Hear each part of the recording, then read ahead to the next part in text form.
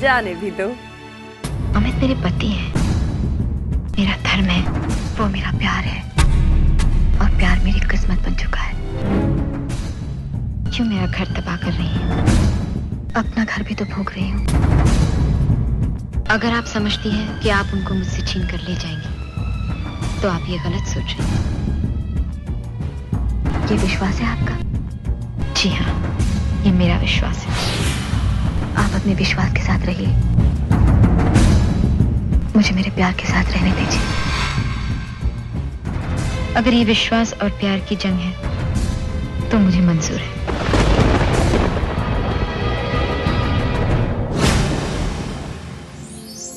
क्या वाकई रेखा और जया बच्चन के इन तकरार भरे डायलॉग्स में असली जिंदगी के जज्बात उभर आए थे? फिल्म में इन दोनों की ये तकरार क्या महज बेहतरीन एक्टिंग थी या फिर जिंदगी की हकीकत? अब जाने भी दो। मैं हूं निगार और आज वो कहानी जिसका सच कभी खुलकर जमाने के सामने तो नहीं आया, मगर इनकी टकराव की बातें होती रही, खबरें छपती रही और तो और तकरार का ये सिलसिला फिल्म की कहानी बनाकर पर्दे पर भी पेश किया गया। रंग बरसे भीगे चुनर वाली, रंग बरसे और रंग बरसे भीगे चुनर वाली, रंग बरसे।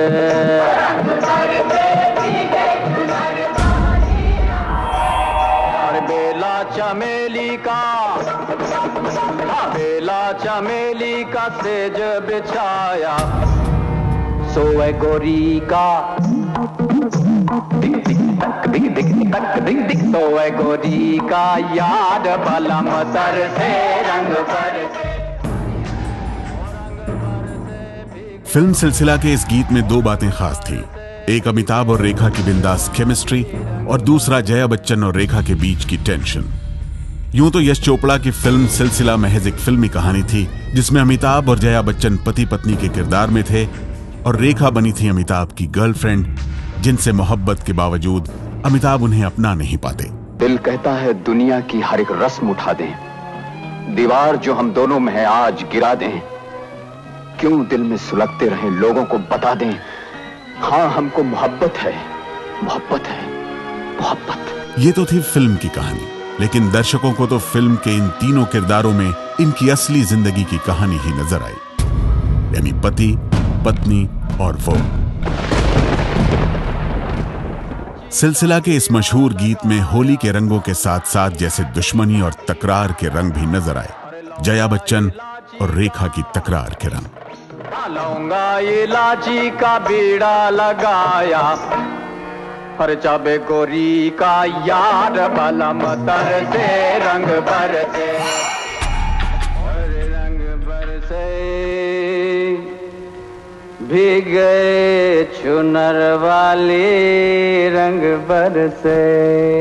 हाँ,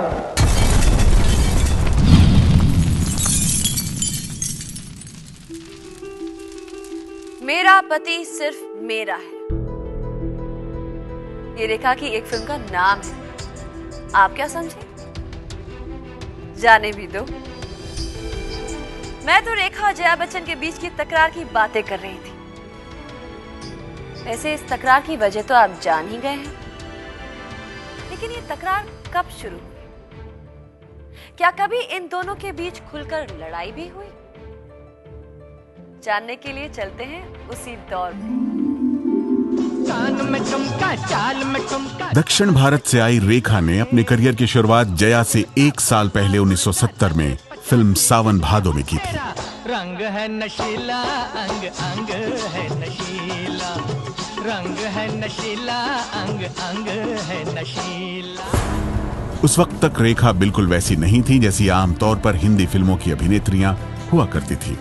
करियर के शुरुआती दौर में रेखा को ज्यादा कामयाबी नहीं मिली।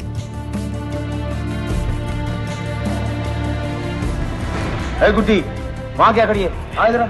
वहीं 1971 में फिल्म गुड्डी से अपने करियर की शुरुआत करने वाली अभिनेत्री जया भादुड़ी कुछ ही समय में हिंदी सिनेमा की एक जानी मानी अभिनेत्री बन गई थी।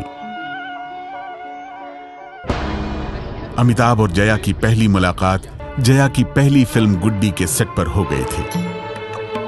फिर बातें हुई, मुलाकातें हुई और प्यार हो गया। मई 1973 में अमिताभ और जया की फिल्म जंजीर रिलीज हुई और बेहद कामयाब रही।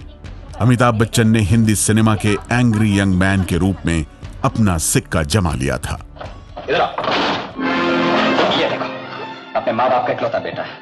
इसकी माँ ने जब इसकी लाश देखी तो रोई नहीं, पागलों की तरह देखती रही। इधर आओ।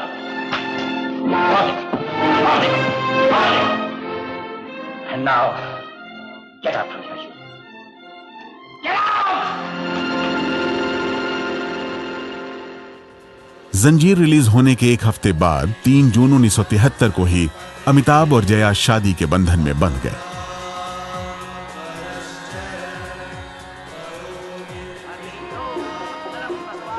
उन्नीस में ही रिलीज हुई अमिताभ और जया की फिल्म अभिमान। इस फिल्म में जया ने एक गायिका का किरदार निभाया था जिसकी शादी एक कामयाब सिंगर यानी अमिताभ से होती है। लेकिन बाद में रिश्तों में तनाव की वजह से जया गाना छोड़ देती है। मैंने तय कर लिया, अब मैं नहीं गाऊंगी। मेरे अकेलेपन के साथ तुम्हारे गाने ना गाने का क्या संबंध? मैं नहीं चाहती कि मेरी वजह से आपको कोई तकलीफ हो। कोई जरूरत नहीं। मेरी जिंदगी मुझे किसी की भी जरूरत नहीं, समझी? मेरी भी जरूरत नहीं। फिल्म अभिमान जया और अमिताभ के शानदार अभिनय के लिए जानी जाती है।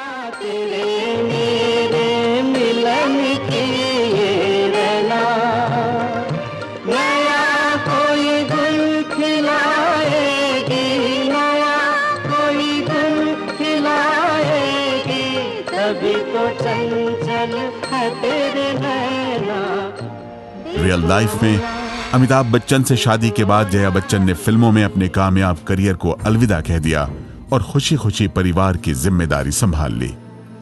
मार्च 1974 को जया और अमिताभ की बेटी श्वेता का जन्म हुआ और फिर करीब 2 साल बाद फरवरी 1976 में बेटे अभिषेक का जन्म हुआ। पति पत्नी और 2 बच्चे, परफेक्ट फैमिली। जया बच्चन अपने परिवार में बिजी थी और अमिताभ बच्चन फिल्म दर फिल्म कामयाबी की सीढ़ियां चढ़ते हुए बॉलीवुड के बड़े स्टार बन चुके थे। और फिर सीधे ट्रैक पर चलती इस कहानी में आ गया एक दिलचस्प मोड़। 1976 में अमिताभ बच्चन की फिल्म 2 अनजाने रिलीज हुई।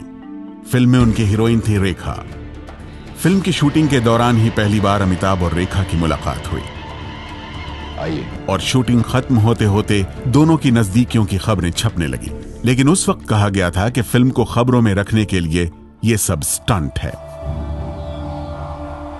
2 अनजाने में अमिताभ और रेखा की जोड़ी को काफी पसंद किया गया और निर्माताओं ने इन्हें साथ लेकर कई फिल्में शुरू कर दी।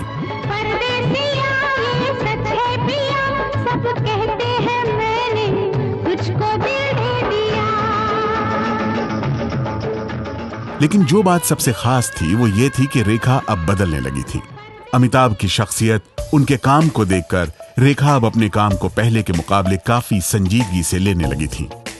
उनका मेकअप, स्टाइल और अभिनय काफी निखर गया था। अमिताभ बच्चन ने जैसे उन पर जादू सा कर दिया था।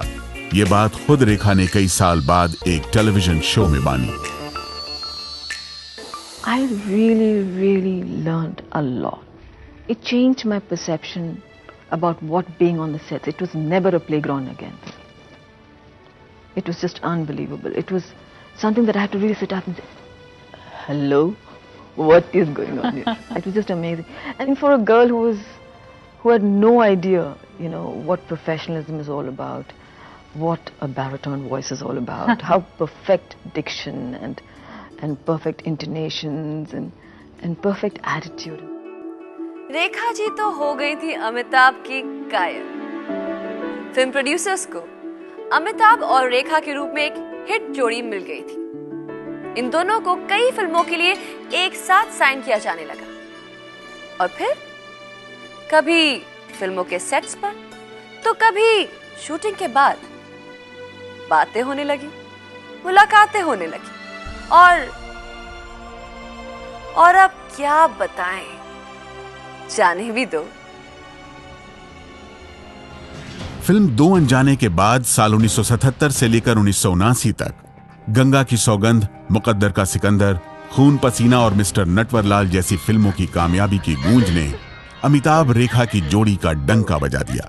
दुनिया में इतने रूप देखे हैं कि तेरे प्यार पे विश्वास नहीं हुआ। रियल लाइफ की ये खूबसूरत केमिस्ट्री अब रियल लाइफ में भी नजर आने लगी थी।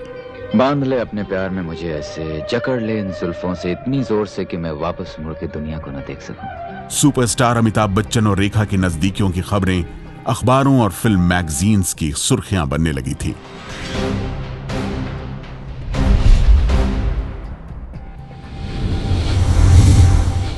और फिर अपने पति के साथ रेखा की नजदीकियों की खबर जया बच्चन तक भी पहुंची।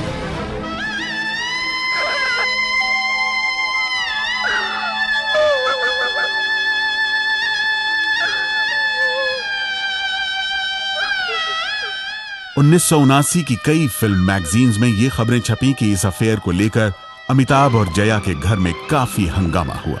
तुम्हारा शक पे बुनियाद नहीं है शुभ, मैं चांदनी से मोहब्बत करता हूं।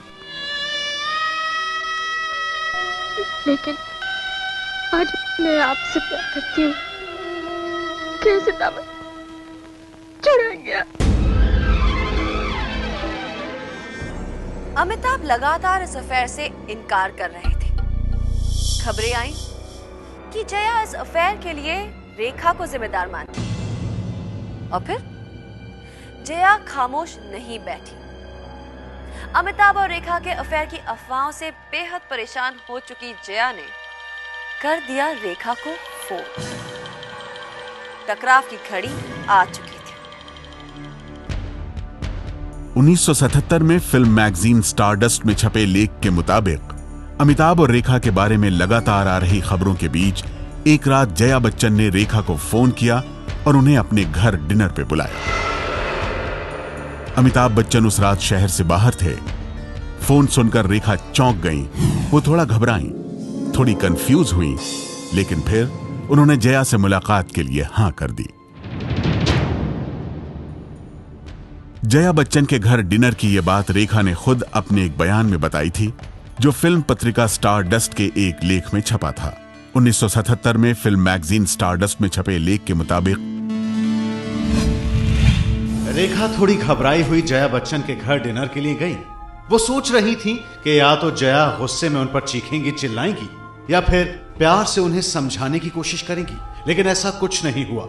जया ने बड़े आराम से उन्हें शानदार डिनर करवाया, उनसे अपने बंगले की सजावट की बात की, यानी सारी बातें हुई सिवाय अमिताभ बच्चन के जिक्र के।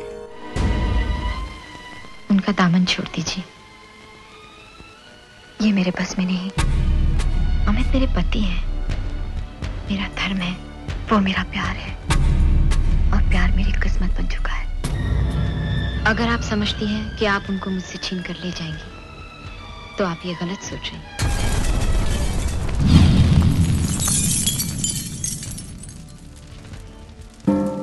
मैगजीन में छपे इस लेख के मुताबिक उस रात जया से हुई मुलाकात के बाद रेखा के मन में भी ये सवाल खड़ा हो गया कि क्या वो जया बच्चन के साथ सही कर रही हैं?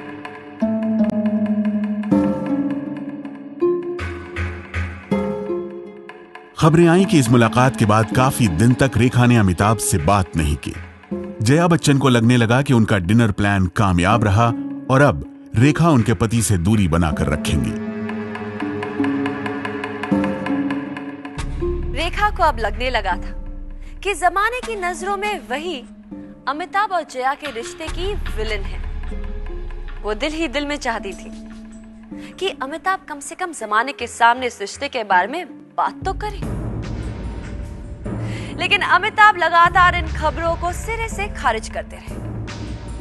और फिर जया बच्चन के साथ हुई मुलाकात को भूलकर जिस रूप में रेखा नजर आई, उसे देखकर पूरी इंडस्ट्री हैरान रह गई।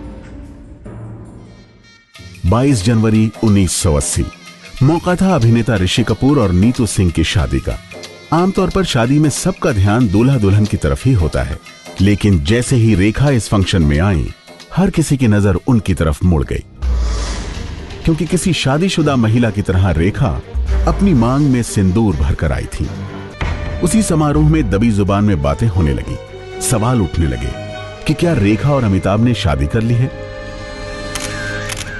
उस रात की तस्वीरें कई मैगजीन्स में भी छपी।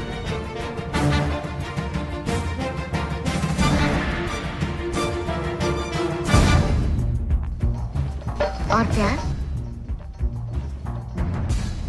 इससे पहले कि हमारी शादी की बात होती, उसकी शादी हो गई।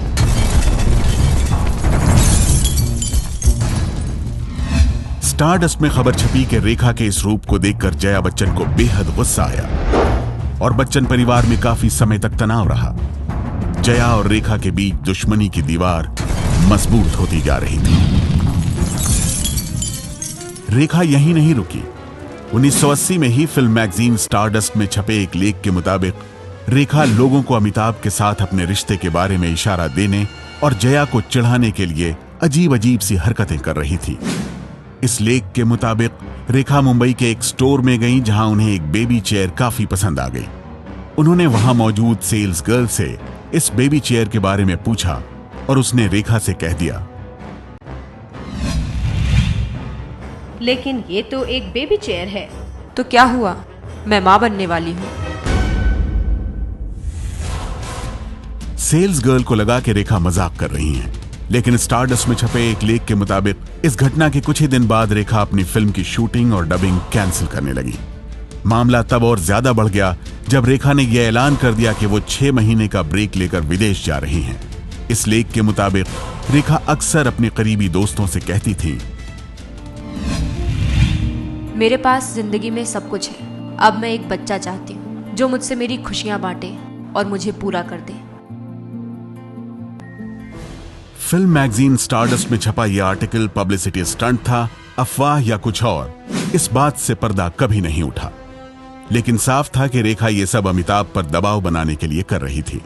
लेकिन इस लेख के मुताबिक रेखा की ऐसी बातें सुनकर अमिताभ बच्चन ने उनसे किनारा करना शुरू कर दिया। अब तो मेरी जिंदगी आप ही के चरणों में। अरे क्या बक रही हो? खड़ी हो चलो बाबू। नहीं बाबूजी, ऐसा मत कहो। मैं तो अरे आप तू तो गले ही पड़ती जा रही।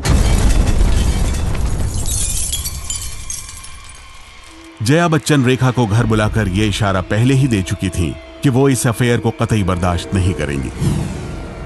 इसके बाद रेखा की ऐसी हरकतों के बारे में सुनकर वो उनसे और भी ज्यादा चिढ़ चुकी थी। फिल्म इंडस्ट्री में हर कोई ये जानता था कि जया बच्चन और रेखा एक दूसरे को देखना तक पसंद नहीं करती।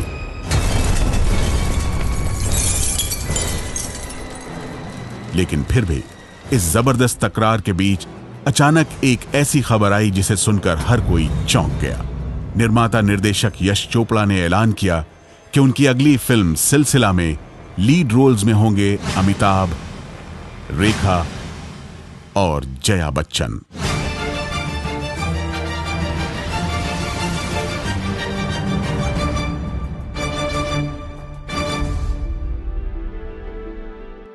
कहां तो एक दूसरे को देखना तक गवारा नहीं था, और कहां रेखा के साथ एक ही फिल्म में काम करने के लिए तैयार हो गई जया बच्चन।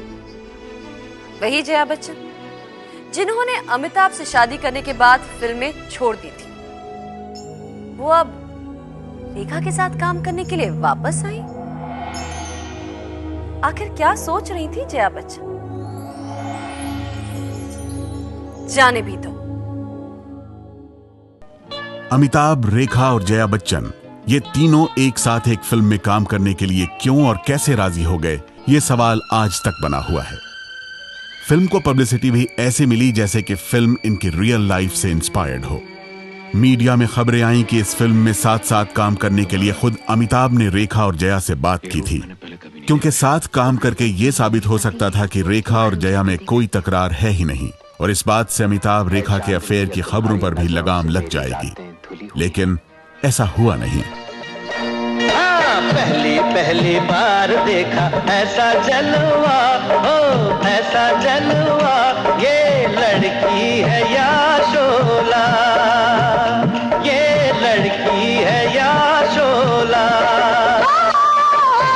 शोला है शोला, शोले से डरना, मरना तो ठंडे पानी में मरना, रहम जवानी पे खा ओ मुंडिया।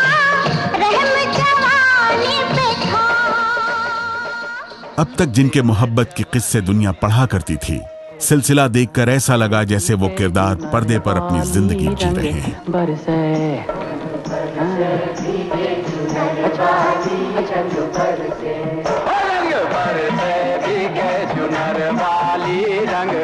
अमिताभ, रेखा और जया बच्चन आज तक यही कहते हैं कि फिल्म सिलसिला की कहानी से उनकी असली जिंदगी का कोई लेना देना नहीं था। लेकिन सिलसिला के निर्देशक यश चोपड़ा ने 11 अगस्त 1910 को BBC एशियन नेटवर्क को दिए एक इंटरव्यू में एक बहुत बड़ा खुलासा कर दिया।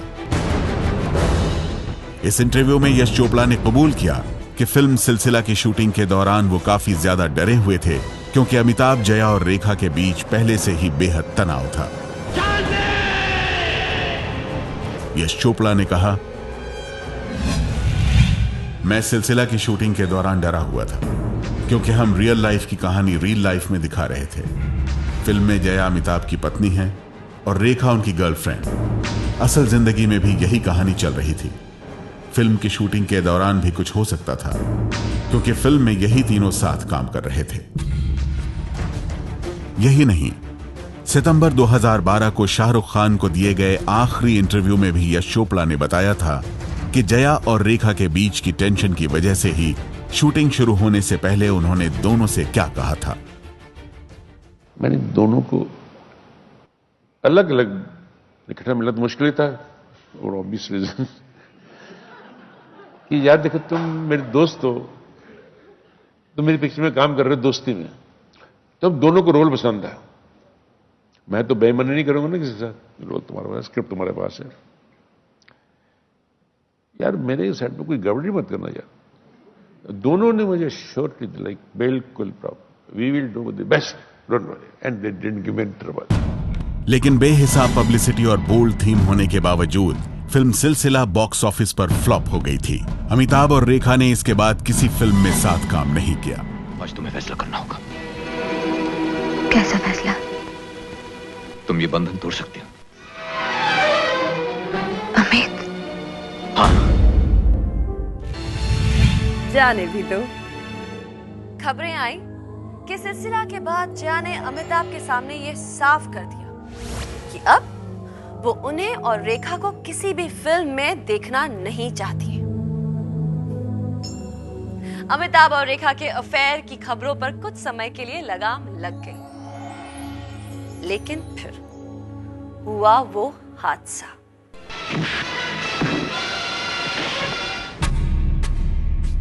उन्नीस 1983 में फिल्म कूली की शूटिंग के दौरान हुए हादसे के बाद जब अमिताभ जिंदगी और मौत की जंग लड़ रहे थे, तो रेखा खुद को रोक नहीं पाई। खबर छपी कि रेखा भी अमिताभ बच्चन की एक झलक देखने के लिए अस्पताल पहुंच गई थी, लेकिन उन्हें वहां देखकर अमिताभ के परिवार, खासतौर पर जया बच्चन को बेहद बुरा लगा। खबर छपी कि जया के कहने पर रेखा को अमिताभ से मिलने नहीं दिया गया। रेखा को इस घटना के बाद धक्का लगा। एक फिल्म मैगजीन को दिए बयान में उन्होंने कहा, सोचिए, मैं उस शख्स को ये नहीं बता पाई कि मैं कैसा महसूस कर रही हूँ। मैं ये महसूस नहीं कर पाई कि उस शख्स पर क्या बीत रही है। मौत भी इतनी बुरी नहीं होती होगी। मुझे मौत मंजूर थी, पर बेबसी का ये एहसास नहीं। इस बयान से साफ था कि अलग होने के बावजूद रेखा के दिल में अमिताभ के लिए प्यार कम नहीं हुआ था। जया बच्चन ने इस घटना और रेखा से अपनी तकरार के बारे में खुलकर दुनिया के सामने कुछ नहीं कहा, लेकिन रेखा अब पीछे नहीं रही। फिल्म फेयर मैगजीन के नवंबर 1984 के अंक में छपे रेखा के एक इंटरव्यू ने खलबली मचा दी थी। इस इंटरव्यू में रेखा ने किसी का नाम तो नहीं लिया, लेकिन इशारों इशारों में उन्होंने अमिताभ के लिए अपनी मोहब्बत और जया के लिए अपने गुस्से का इजहार कर उन्हें खुलेआम चुनौती दे दी। किसी को इस बात की फिक्र नहीं है कि मैं क्या कहना चाहती हूँ। मैं तो दूसरी औरत हूं ना। ऐसी बातों से माता पिता को भी शर्मिंदा होना पड़ता है। ऐसे कौन से माता पिता हैं जो अपने शादीशुदा बेटे के अफेयर की खबरों पर शर्मिंदा नहीं होंगे। इमेज की बात है ना। दूसरे इंसान की इमेज एक बेचारे शख्स की है जिससे उसे काफी फायदा होता है। ये एक बहुत अच्छी विशेषता है। अगर आप अपनी हसरतों को खत्म कर सकते हैं और एक ऐसे शख्स के साथ एक ही छत के नीचे रह सकते हैं जिसके बारे में आप ये जानते हैं कि ये किसी और से प्यार करता है। आज मैं किसी और की होने की कल्पना भी नहीं कर सकती। मैं इस रिश्ते में बंधी हुई हूँ। मेरी जिंदगी में जो भी कुछ होता है उन्हीं की वजह से होता है, लेकिन शादी, हम ऐसी चीज के बारे में सोचकर क्यों दुखी हों जो हो ही नहीं सकती। रेखा ने जया पर निशाना साधते हुए कहा कि वो अपनी इमेज एक बेचारे शख्स की बनाकर पेश करती है। कहते हैं अपनी इमेज को लेकर काफी सीरियस रहने वाले अमिताभ भी इस इंटरव्यू के बाद बेहद नाराज हुए और उस समय उन्होंने रेखा से दूरी बना ली। रेखा के साथ रिश्ते की बात को अमिताभ आज तक हमेशा नकारते आए हैं। उनके मुताबिक तो रेखा बस उनकी को स्टार थी, इससे ज्यादा कुछ नहीं। One rumor that comes up like a virus every few years is your link up with Rekha. Why does that happen? What generates it? Ask the people who generate it. Who generates it? The media. Is it just the media, you feel? Well, if there's somebody else, I'm made aware of it. Do you ever meet each other? She has been my co-star and colleague, and when we were working together, obviously we met each other. Socially, we have nothing in common. That's about it. You haven't met each other since? Yes. I mean, sometimes we bump into each other at a function which is, where an award function, for example, or at a social gathering. इसके बाद भी रेखा और अमिताभ के बारे में खबरें आती रहीं, दोनों का नाम जुड़ता रहा। लेकिन फिर 1990 में अचानक ये खबर आई कि रेखा ने शादी कर ली है। यानी कि रेखा ने अपने अफेयर और उससे जुड़े विवादों को जाने भी दो कहने का फैसला कर लिया था। 1990 में रेखा ने उद्योगपति मुकेश अग्रवाल से शादी कर ली, लेकिन यह रिश्ता भी रेखा की जिंदगी में एक अलग तूफान लेकर आया। रेखा से अपनी शादी के अगले ही साल यानी 1991 में रेखा के पति मुकेश अग्रवाल ने फांसी लगाकर आत्महत्या कर ली। इसके कुछ साल बाद फिर से रेखा और अमिताभ की नजदीकियों की खबरें छपने लगी। आखिरकार जया बच्चन ने साल 2008 में पीपल मैगजीन को दिए एक इंटरव्यू में पहली बार रेखा पर निशाना साधा। अगर ऐसा कुछ होता तो आज अमिताभ कहीं और होते ना। लोग उन्हें फिल्मी पर्दे पर एक साथ देखना पसंद करते थे और इसमें कोई दिक्कत नहीं है। मीडिया ने उनका नाम उनकी हर हीरोइन के साथ जोड़ा। मैंने इन बातों को गंभीरता से लिया होता तो मेरी जिंदगी नर्क बन जाती। हम काफी मजबूत लोग हैं। इस बयान के कुछ महीने बाद जया बच्चन और रेखा का आमना सामना हो गया। जनवरी 2009 में जया और रेखा दोनों ही स्टार स्क्रीन अवार्ड में स्टेज के पीछे मौजूद थी, लेकिन starboxoffice.com में छपी खबर के मुताबिक स्टेज के पीछे एक दूसरे के करीब खड़े होने के बावजूद दोनों ने एक दूसरे से बात नहीं की। लेकिन फिर अगले साल कुछ ऐसा हुआ जिस पर यकीन करना बहुत मुश्किल था।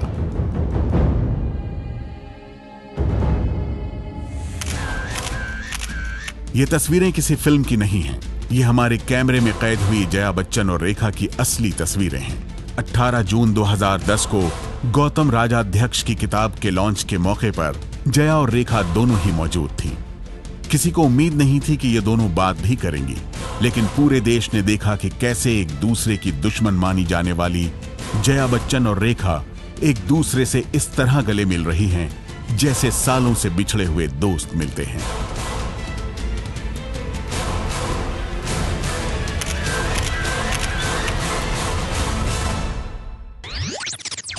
लेकिन ये तस्वीर क्या पूरा सच बयान कर रही थी? इन तस्वीरों को अगर गौर से देखा जाए तो साफ दिखाई देता है कि रेखा को सामने देखकर जया मुस्कुरा भर दी थी, लेकिन उसके बाद नजरें फेर कर दूसरी तरफ देखने लगी थी, कुछ इस तरह।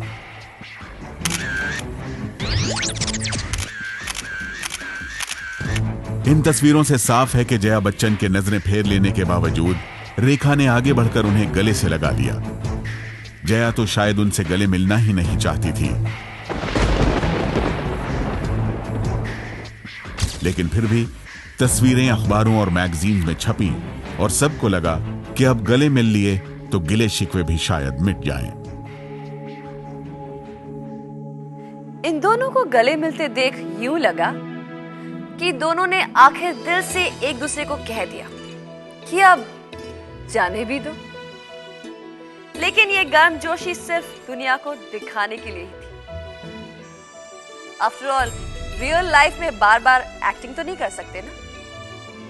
वैसे भी कोई नहीं जानता था कि वक्त एक बार फिर इन्हें ऐसी जगह पर आमने सामने लाने वाला था जहां एक बार फिर सुर्खियों में आएगा इनकी तकरार का सिलसिला। जाने भी दो।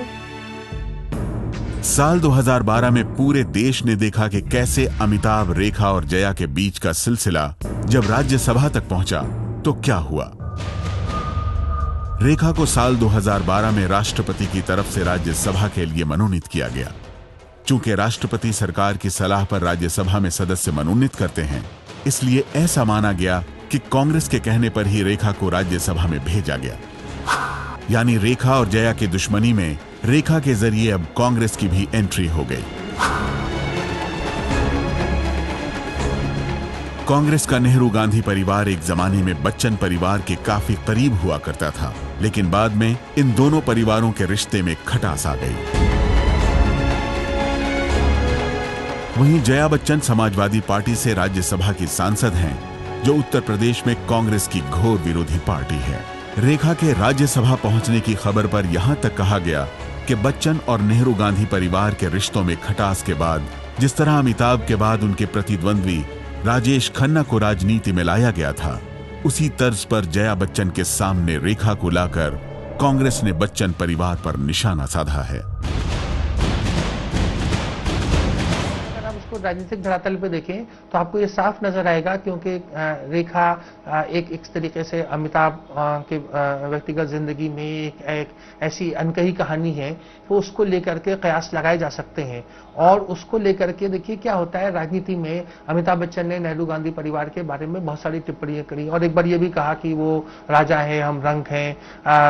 जया बच्चन ने जो था राजनीति में बहुत सी भाषणों में बहुत सारी बातें कही। तो तमाम चीजें जो थी, जो तीर तर्कश के जो तीर थे सधे हुए, वो सोनिया गांधी और उनके परिवार के ऊपर लगाए गए। तो अगर ये उसका रिएक्शन आया तो हमें उसको राजनीतिक रूप में ही देखना चाहिए, और राजनीति में सब चीजें जायज हैं। आखिरकार वो दिन भी आया जब 15 मई 2012 को रेखा शपथ लेने राज्यसभा पहुंची। लोग ये देखकर हैरान रह गए कि जया बच्चन भी राज्यसभा में मौजूद थी। I, Rekha Ganeshan, having been nominated a member of the Council of States, do swear in the name of God that I will bear true faith and allegiance to the Constitution of India. जिस वक्त रेखा शपथ ले रही थी, उस वक्त जब camera Jaya Bachchan पर गया तो उनके चेहरे के भाव कुछ ऐसे थे।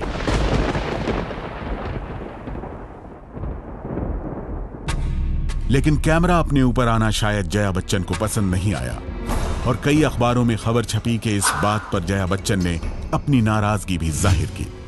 लेकिन बाद में राज्यसभा ने इस खबर का खंडन किया कि जया ने ऐसी कोई शिकायत की है।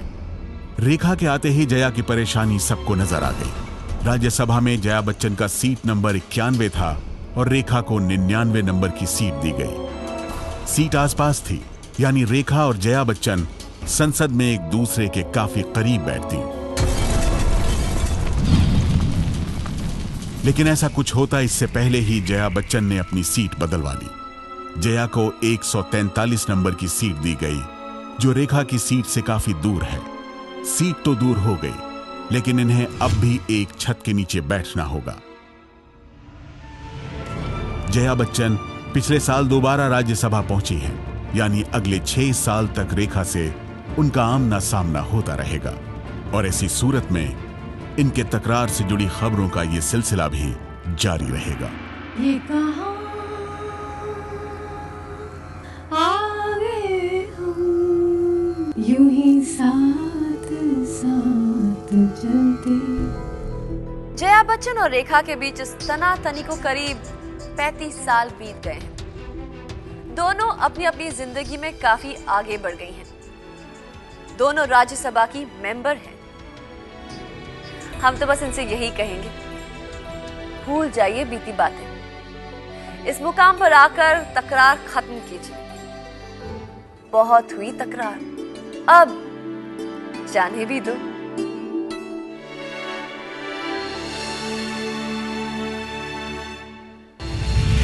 जाने भी दो।